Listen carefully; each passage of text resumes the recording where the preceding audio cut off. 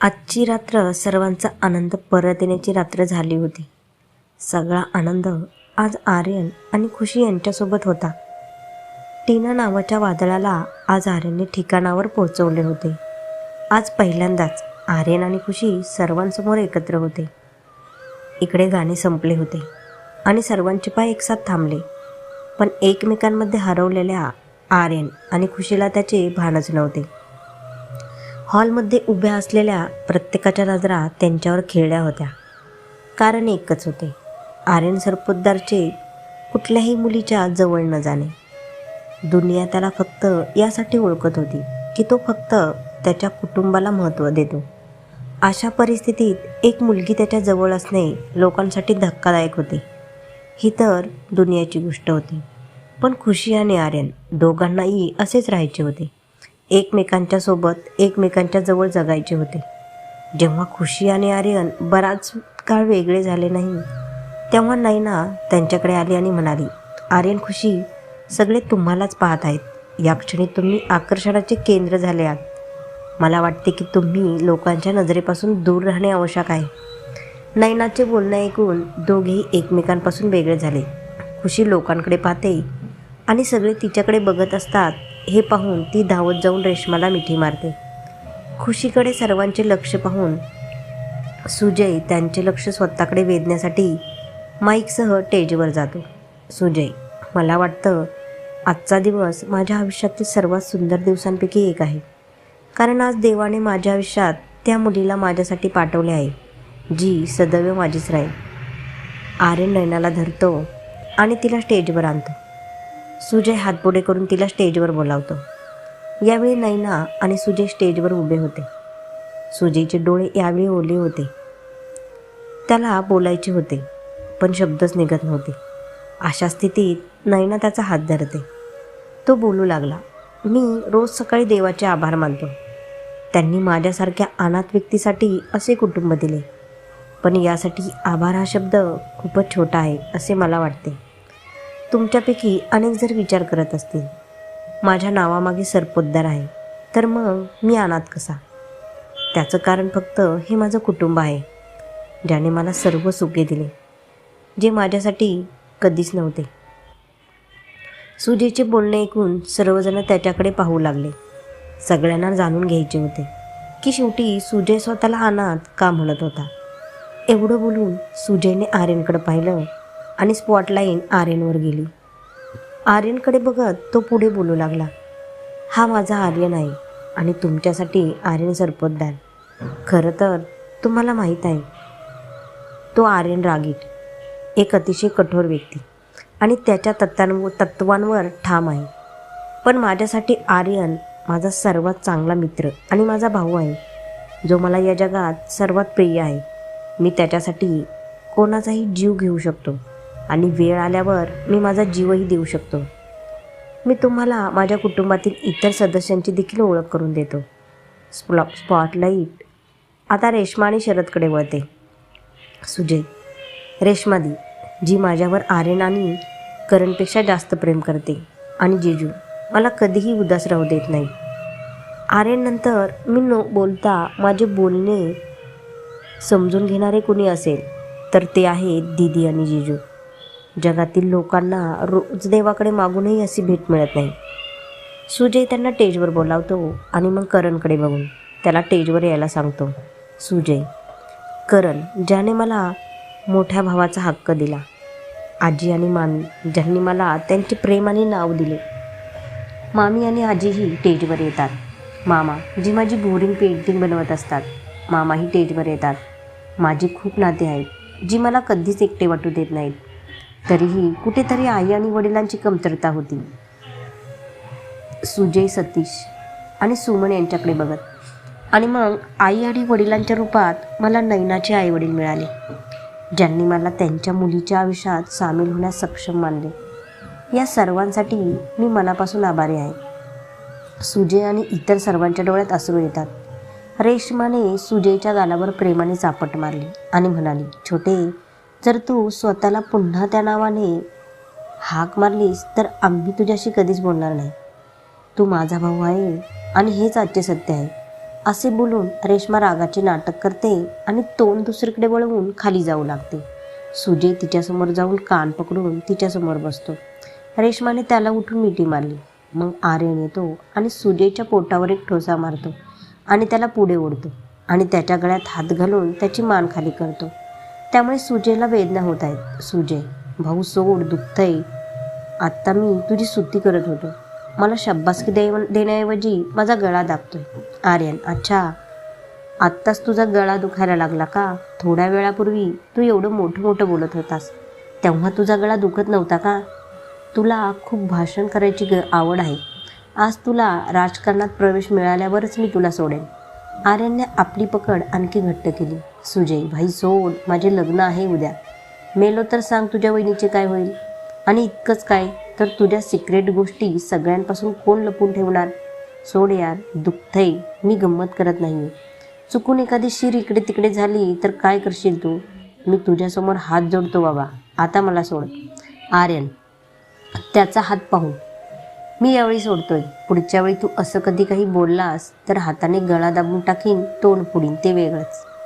सुजय त्याची मान डावीकडे आणि उजवीकडे हलवत, ठीक आहे भाऊ. आर्यन मान नीट करत आहे. आर्यन मान नीट काम करत आहे की नाही? आर्यन आता ठीक आहे, पुढे काय होणार देव जाणो. आर्यन देव नाही, तुझी कृती ठरवेल ठीक राहणार की नाही. सुजय जशी तुझी इच्छा आहे भावा. या दोघांचे हे चालूच असताना आदी आला. आदी आणि खुशी नैना आणि सुजयचे प्रेम जीवन रिक्रिएट करण्याचा प्लॅन करत होते, म्हणून ते तयारीसाठी तिथे गेले. आदी, बाई तू सगळ्यांसाठी काही ना काही बोललास, पण माझ्यासाठी काही बोलला नाहीस. सुजयने आर्यनकडे पाहिलं आणि डोळे मिचकावले. तू माझ्या काळजाचा तुकडा आहेस. तुला अशा कोणत्याही परिचयाची गरज नाही. ये माझ्या जिगरच्या तुकड्या. माझ्या फोनची रिंगटोन, माझ्या श्वासाचा पासवर्ड, माझ्या हृदयाचे ठोके, माझ्या पेटीएमचा कोड, माझ्या नेटफ्लिक्सची ID. आधी बस कर भाऊ, नाहीतर तुझ्या या परिचयाने माझ्या डोळ्यातून अश्रू वाहू लागतील. आधीचे हे बोलणे ऐकून सुजय, शरद आणि आर्यन हसू लागले. आधी मजा घेत आहे माझी, घ्या घ्या, माझाही दिवस येईल. सुजयने आधीचे गाल ओढले आणि म्हणाला, नाही माय डिअर, आपल्याच लोकांच्या बोलण्यावर नाराज नाही व्हायचं. आधी, हो हो माहीत आहे. मग सुजयच्या हातातून माईक घेत, हो मित्रांनो, मला माहीत आहे इथे खूप वेळापासून खूप मनोरंजक गोष्टी घडत आहेत, हसण्या रडण्यासारखे. चला तर मग तुम्हाला दाखवतो एका आवाजाने सुरू झालेली एक प्रेमकथा. आधीच्या बोलण्यातून सगळे त्याच्याकडे पाहू लागतात. कुटुंबातील सदस्यही त्याच्याकडे पाहू लागतात.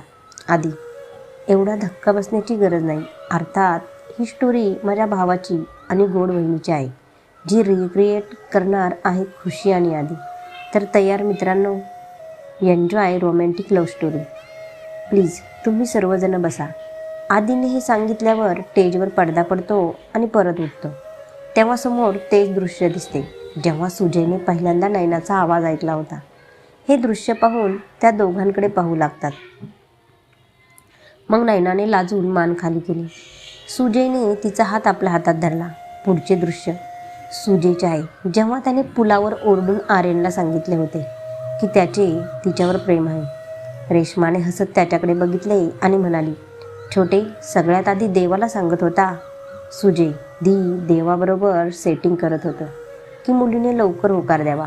शरद, म्हणूनच तर पटकन होकार दिला, नाहीतर आम्हाला मोठे पापड लाटावे लागले. दृश्य हळूहळू पुढे जात होते. सुजयचं पुण्याला जाणे आणि बाकीचंही. खरंच ही खरी प्रेमकथा होती. शेवटी एक गाणे होते ज्यात आदी आणि खुशी डान्स करणार होते. ते पाहून आर्यनच्या चेहऱ्यावरचे भाव क्षणार्धात बदलले. हे असे कसे आपल्या आर्यनला मान्य होईल की त्याच्या खुशीला दुसऱ्याने टच केलेलं? मग काय, सर स्टेजवर पोहोचले.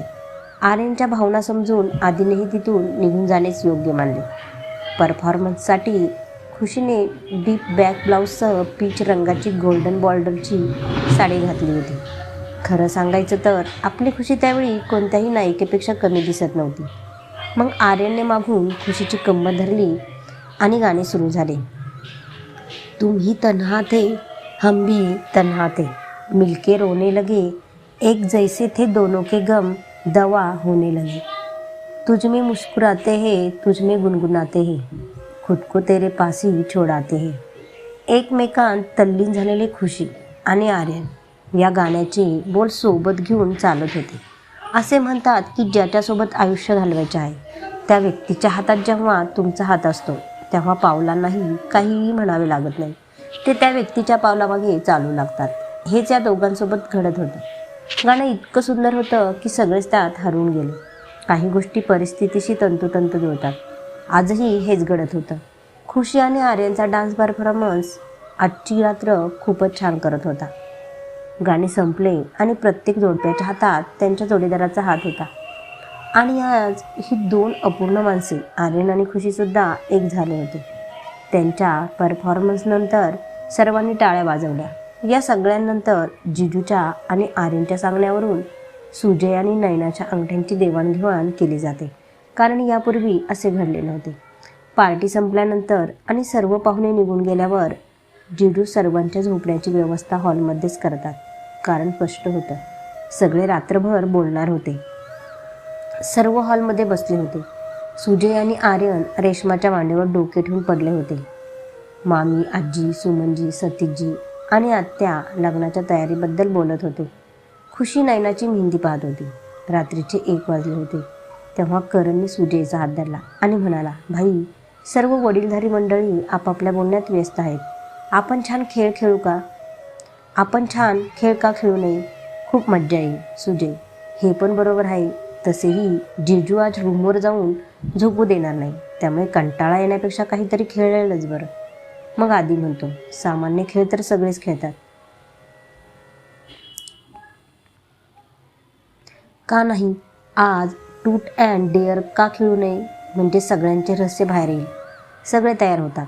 आधी स्वयंपाकघरातून बाटली घेऊन येतो. प्रत्येकजण बाटलीभोवती बसतो. आधी बाटली स्क्रोल करतो. बाटली खुशीसमोर थांबते. आधी खुशीसमोर बसून सांग, खुशी, तू काय निवडणार? ट्रूथ या डेअर? खुशी, मी ट्रूथ निवडते. आधी, तू ट्रूथ निवडले आहे तर मी तुला सांगतो की मी तुला काहीही विचारू शकतो आणि तुला त्याचे उत्तर नक्की द्यावे लागेल.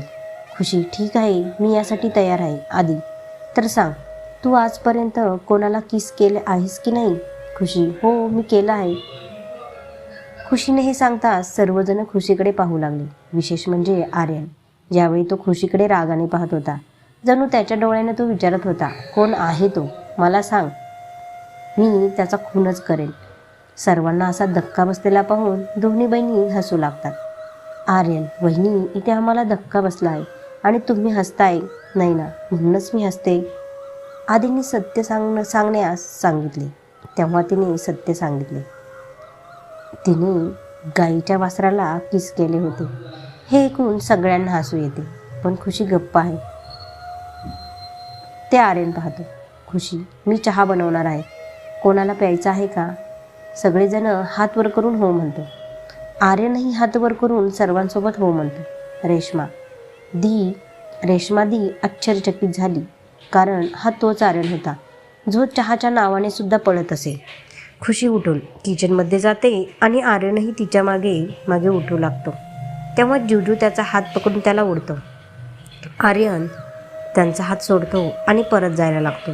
यावेळी त्याला पाहून आधी म्हणतो, तू कुठे चालला आहेस बाई? आर्यन, मी पाणी पिऊन येतो. शरद, हो सालेसाहेब, लवकर जा, नाहीतर तुमचे पाणी गरम होईल. आर्यन शरदला गप्प राहण्याची विनंती करतो आणि स्वतः स्वयंपाकघरात येतो. तिथे त्याला खुशी चहा बनवताना दिसते. आर्यनने तिला मागून धरले. काय झालंय तुला? तू तिथून अशी निघून का आलीस? आर्यनच्या प्रश्नाला खुशीने काहीच उत्तर दिले नाही. ती नुसतीच डोकं खाली ठेवून अन्न बारीक करत राहिली. आर्यन, तू ठीक आहेस ना? यावेळीही खुशीने प्रतिसाद दिला नाही, म्हणून आर्यनने डोकं वर केले. खुशीचे डोळे भरून आले होते. आर्यन, काय झालं तुला? तू का रडत आहेस? आत्ता बाहेर तर खूप छान वाटत होती. खुशी, तुमचा माझ्यावर अजिबात विश्वास नाही ना? आर्यन, तुला असं का वाटलं? खुशी, मी पाहिलं, मी हो म्हटल्यावर तुमच्या डोळ्यात माझ्यासाठी प्रश्न होता. आर्यनने डोक्यावर मारले. त्याने खुशीचे वाहणारे अश्रू पुसले आणि तिला आपल्या मिठीत घेतले. आर्यन, मला फक्त विचारायचं होतं, या वादळाने कोणत्या प्राण्याचे चुंबन घेतले? कारण माणसांना तू हात मिळवण्याच्या लायकीचेही समजत नाहीस. माझा तुझ्यावर माझ्यापेक्षा जास्त विश्वास आहे. तू थोडी झल्ली आफत आहे. वस्तू पाडत राहते, जेव्हा पाहो तेव्हा बेहोश होते. परंतु तू एक खरी, सुंदर, विश्वासार्ह आणि खूप प्रेमळ जोडीदार आहेस, जी आता माझी आहे. भविष्यात या डोळ्यात अश्रू आले नाही पाहिजे. या डोळ्यात मला माझ्याबद्दल जास्त प्रेम चांगलं दिसतं. माझं सुंदर वादळ. खुशी, अच्छा तर मी फक्त वस्तू पाडते आणि बेशुद्ध होते. आर्यन, नाहीतर काय? आम्ही तुला भेटलो तेव्हापासून तू किती वेळा बेहोश झाली आहेस हे तुला माहीत आहे का? आणि राहिला प्रश्न वस्तू पाडण्याचा, तर माझ्या प्रिये, तुझा चहा सांडणार आहे, त्याची काळजी घे. आर्यनने गॅसवर असलेल्या चहाकडे बोट दाखवले, जो उकळतच होता. खुशी, बाजूला जा, तुमच्यामुळे माझा चहा आत्ता सांडला असता. आर्यन, अच्छा तर आता हे तुझ्यासाठी महत्त्वाचे आहे. खुशी, मी असे तर म्हटलं नाही. आर्यन, मग काय म्हणालीस? खुशी, तुम्ही जा, मी चहा घेऊन येते. आर्यन, ये लवकर. असे बोलून आर्यन हॉलमध्ये आला. त्याच्या चेहऱ्यावरची चमक पाहून जिजू त्याला चिडवत म्हणाले, तुमच्या चेहऱ्यावर एवढी चमक आहे सालेसाहेब, तुम्ही काय केलं? आणि मला सांग, तू स्वयंपाकघरातून पाणी घेत होतास की विहिरीतून पाणी काढत होतास? आर्यन, हो जिजू, मी विहीरच खणायला गेलो होतो. शरद, हो, मीही कधी असेच विहिरीतून पाणी काढायचो. खुशी चहा आणते. मग तिला कपात काहीतरी पडलेले दिसले, म्हणून ती परत जाते आणि ते बाहेर काढते आणि येते. शरद, खुशी परत का गेली होती? सुजय, ती चहा उष्टा करायला गेली असावी. हो ना आर्यन? सुजय असे म्हटल्यावर खुशी लाजते. आर्यन, मला माहीत नाही, तुला जास्त माहीत असेल, कारण या बाबतीत तू माझ्यापेक्षा सिनियर आहे.